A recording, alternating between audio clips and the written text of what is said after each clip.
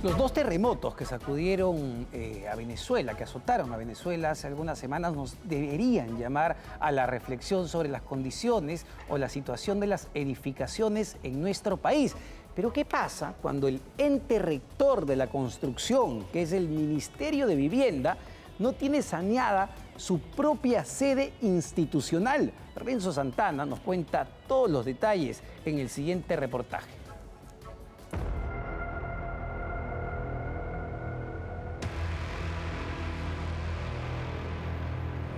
El máximo ente rector de la construcción en nuestro país, el Ministerio de Vivienda, Construcción y Saneamiento, no ha saneado su propia sede administrativa, su vivienda. Un edificio de 16 pisos en la zona financiera de San Isidro que el Estado compró por más de 100 millones de soles, pero que tras una evaluación estructural de carácter confidencial y que se mantiene en absoluto secreto, evidenció preocupantes conclusiones que hasta hoy no han sido resueltas. Cuando hay un sismo va a acumular energía en los elementos verticales del nivel 6 y se va a generar un mecanismo de falla, rotular dichos elementos y con el colapso de la torre. Vamos a ver que hasta el piso número 6 los desplazamientos son muy pequeños, pero vemos cómo a partir del piso 6 el desplazamiento se empieza a incrementar de manera enorme. Y nuevamente, este es el punto crítico, el punto más vulnerable. En casa de herrero, cuchillo de palo. El ministerio creado para garantizar hogares seguros para millones de familias peruanas no puede garantizar la propia seguridad de los más de 700 colaboradores que trabajan en estas oficinas. A pesar de sospechar de las deficiencias constructivas desde su mismísima inauguración. Hace 8 años, durante el régimen del hoy preso Martín Vizcarra. ¿Se hicieron análisis previos de la estructura y la resistencia sísmica del edificio? Previamente, no, yo encargué que se hagan unos estudios porque era un edificio antiguo, tenía una configuración un poco, los ascensores a un lado, eso, ¿no? Si existe un lugar donde se esperaría que las normas de construcción se cumplan al pie de la letra, es aquí. El ministerio que supervisa, fiscaliza y exige que las edificaciones del país resistan un terremoto. El guardián de la construcción, sin embargo, también tendría grietas que explicar. Mucho antes de albergar las oficinas más importantes del Ministerio de Vivienda, incluso antes de la propia creación de esta cartera ministerial, ya existía este edificio en la cuadra 36 de la Avenida República de Panamá en San Isidro. Fue construido en la década del 90 para ser la sede del desaparecido Banco Banex, hasta que la financiera de capitales centroamericanos fue intervenida y liquidada en 1999. La causal concreta es la de un deterioro patrimonial por encima del 50%. El inmueble de 4 sótanos y un semisótano, de 15 pisos y una azotea, fue comprado primero por el Banco de la Nación, que lo ocupó hasta el 2015. 3 años después, el 18, durante la gestión de Javier Piqué, ministro del primer gabinete de Martín Vizcarra, el Ministerio de Vivienda, Construcción y Saneamiento adquiere el dominio del inmueble por más de 33,5 millones de dólares. Antes de hacer esta compra, ¿se hicieron los análisis de la estructura? No, se hizo. Apenas yo vi la estructura, encargué a uno de mis ingenieros de que trabajaba en el gabinete de asesores que empezara a hacer esto. Pero eso fue posterior a la compra. Pero claro, por supuesto. El edificio había estado funcionando, no sé, dígame usted, 20 años, 40, 30 años, no lo sé. Pero yo detecté eso de la configuración y por eso les pedí que hagan ese análisis, ¿no? Ingeniero, ¿eso no debió hacerse previamente? No, bueno, antes de comprar. Claro. Sí, no, cualquiera le puede decir, bueno, mira, acá está el edificio, revísalo, está bien, tiene este problema de configuración, pero es que no es un tema que usted puede decir, uy, el edificio se va a caer. No, eso no. La millonaria compra se financió con recursos que habrían sido destinados a obras de agua y saneamiento en Lima y Piura, según reveló el diario Gestión. Una compra que para el gobierno de Vizcarra representaba un ahorro para las arcas del Estado, pues entonces el Ministerio de Vivienda funcionaba en 18 locales alquilados por todo Lima, es decir, el Estado le compró al Estado para aprovechar la oportunidad. Escúcheme, señor Santana, yo tengo un doctorado en MIT, no soy un cualquier ignorante. Cuando usted está cuestionando que por qué no se hizo esta cosa antes, le puedo decir muy claro, como cualquiera de mis colegas que tiene mucha experiencia, que ese edificio no se veía como un edificio peligroso. Pero sí, yo reconocí que tenía este problema de configuración y por eso mandé a hacerlo. El problema de configuración que reconoce el exministro de Martín Vizcarra es este. Desde los sótanos hasta el nivel 5, el edificio es un solo bloque muy sólido, bien estructurado. Pero del nivel 6 hasta la azotea se erige esta torre que por su diseño y distribución representa su mayor vulnerabilidad, su talón de Aquiles.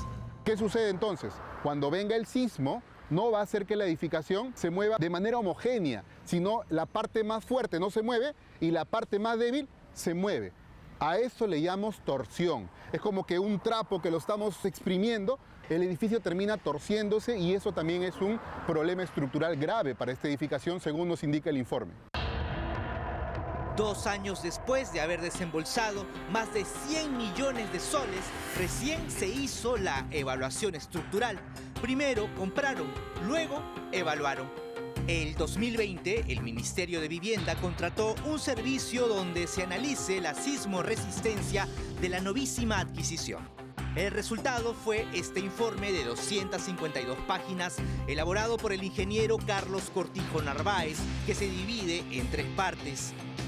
El análisis estructural sismoresistente, la identificación de la estructura mediante planos y levantamientos y las recomendaciones. Ante la imposibilidad de recurrir al autor del estudio por la cláusula de confidencialidad que contiene, alcanzamos el informe al ingeniero civil David Durán para su interpretación.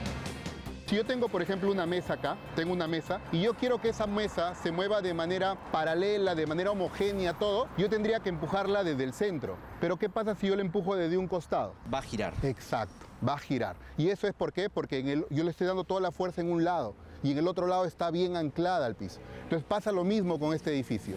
Al haber solamente continuado un núcleo de ascensores, ese punto está bien anclado a la base. Y el otro punto, al no tener estas placas del ascensor, son más propensas a moverse. Entonces, cuando venga el sismo, lo que va a hacer es moverlo de esa manera. Lo va a tratar de girar al edificio. El estudio recreó el comportamiento del edificio durante un sismo de gran magnitud. La conclusión es alarmante. El 6º piso concentra una grave deficiencia estructural que podría provocar el colapso de la torre, según el informe. Acá vamos a ver desde la base hasta el piso número 17. Vamos a ver que hasta el piso número 6 los desplazamientos son muy pequeños. Pero vemos cómo a partir del piso 6 el desplazamiento se empieza a incrementar de manera enorme. Y nuevamente, este es el punto crítico, el punto más vulnerable, porque ahí es donde que la edificación empieza a desplazarse de manera muy abrupta. Esta línea tiene que ser casi uniforme, no podemos tener estos saltos así. Esto es un piso blando, el latigazo que te digo, ¿no? Acá no se mueve y ahí empieza a moverse. Hay más desplazamiento, se va a sentir mucho más abrupto el sismo. Ese es otro problema. Las conclusiones de este informe preliminar que el Ministerio de Vivienda conocía desde hace 6 años no pueden ser señaladas como alarmistas o exageradas al sostener el probable colapso de la torre. La situación es crítica. La advertencia no solo está en el papel, sino que es de conocimiento también de los altos funcionarios del ministerio. Pues resulta que este mismo informe fue utilizado para justificar este contrato de febrero de 2024 que responde al Servicio de consultoría de obra para elaborar el expediente técnico, reforzamiento estructural del edificio principal y del anexo de la sede central del Ministerio de Vivienda. Es decir, el Ministerio de Vivienda no cumple las normas de construcción que el mismo ministerio fiscaliza.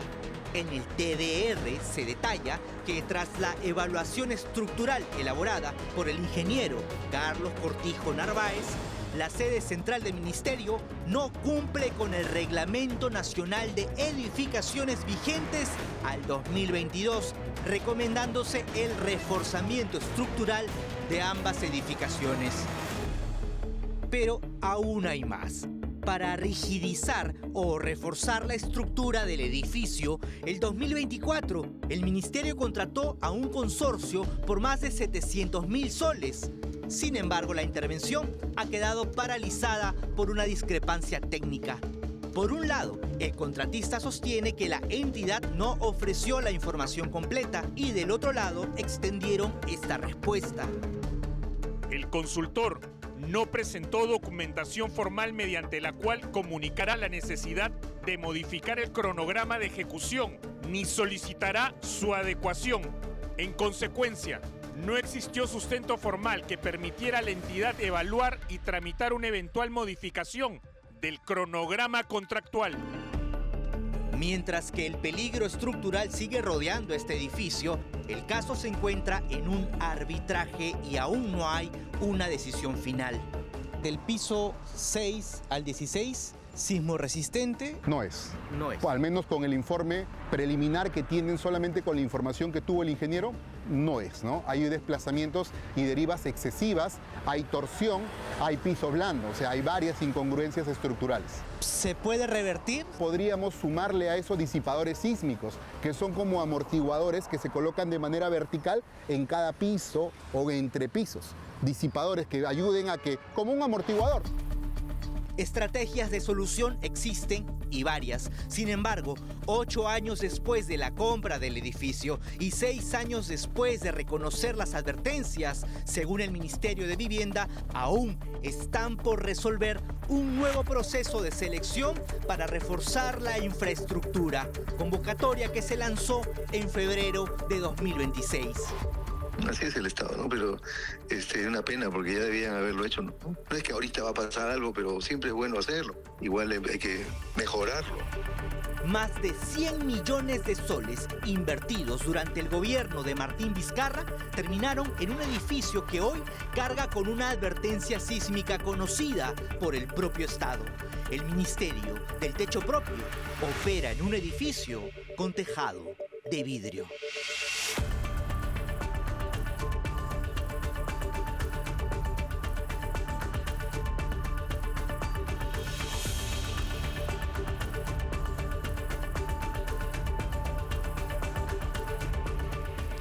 La tragedia ocurrida en Venezuela, azotada por 2 terremotos, no solo 2 terremotos, debería ser un espejo para el Perú, un espejo en cuanto a vulnerabilidad. El Perú es sumamente vulnerable porque tiene el 70 o más del 70% de sus edificaciones de manera informal, se han construido sin criterios técnicos, se han construido sin seguir reglas antisísmicas y francamente preocupa muchísimo que el Ministerio de Vivienda, el ente rector de la construcción, también incumpla estas reglas técnicas en su propio edificio. Más bien, lo que esperaríamos del Ministerio de Vivienda, lo que esperaríamos del ente rector justamente de la construcción es que avance, es que ayude y proteja al reducir esos niveles de vulnerabilidad que tenemos, a tratar de reducir ese 70% de informalidad que hay en la construcción en nuestro país, porque lamentablemente en determinado momento va a llegar un terremoto, en la capital y no vamos a estar preparados. Hay que ser muy claros con el detalle que se señala en el reportaje de Renzo Santana. Se habla de eventual colapso en caso de sismo. Claramente no va a pasar, esperemos nada en este momento, pero de ocurrir un sismo de gran magnitud, ese edificio se puede colapsar. Esa es la advertencia directa que se le hace al Ministerio de Vivienda y debería ser la advertencia directa también a todos los peruanos para tratar de reducir esos niveles de vulnerabilidad para no vivir lo que ha vivido lamentablemente Venezuela hace pocas semanas.